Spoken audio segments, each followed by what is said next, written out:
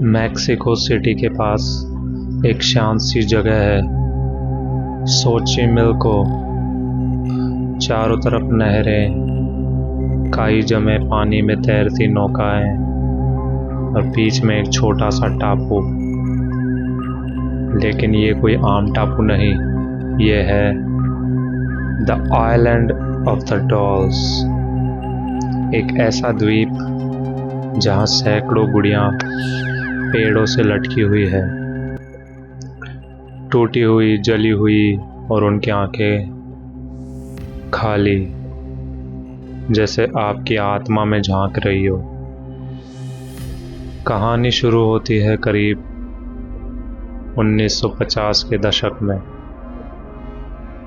यहाँ एक आदमी रहने आया था, डॉन जूलियन संताना। कहा जाता है वो समाज से कटकर अकेले इस द्वीप पर रहने लगा। एक दिन उसने देखा नहर के किनारे एक बच्ची की लाश तैर रही थी। उसने उसे बचाने की कोशिश की, लेकिन बहुत देर हो चुकी थी। कुछ ही समय बाद उसी पानी में उसे मिली एक गुड़िया। उसे लगा शायद ये गुड़िया उसी बच्ची की थी। डॉन जूलियन को यकीन हो गया, उस बच्ची की आत्मा अब इस द्वीप पर भटक रही है। तो उसने उस गुड़िया को पेड़ पर टांग दिया, एक श्रद्धांजलि की तरह।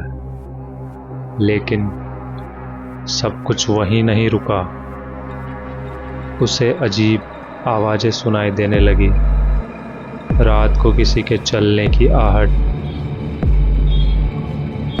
और कभी-कभी गुड़िया अपने आप हिलने लगती थी। डॉन जूलियन ने डर के मारे हर बार जब भी कोई गुड़िया उसे मिलती, वो उसे पेड़ पर टांग देता। वो कहता, इन गुड़ियाओं में आत्माएं हैं, और अगर मैं इन्हें खुश नहीं रखूँगा तो वो मुझे ले जाएंगी। समय बीतता गया और पूरा टापू सैकड़ों डरावनी गुड़ियाओं से भर गया। और फिर 2001 में डॉन जूलियन की मौत उसी नहर में हुई, ठीक उसी जगह जहां कभी उस लड़की की लाश मिली थी।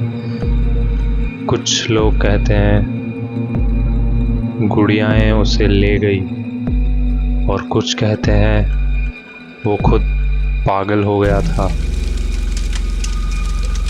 आज भी ये द्वीप एक टूरिस्ट स्पॉट बन चुका है।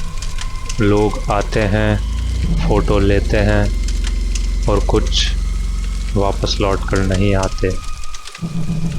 रात को वहाँ की गुड़ियाएं हिलती है, उनकी आंखें चमकती है, और कई पर्यटक दावा करते हैं कि उन्होंने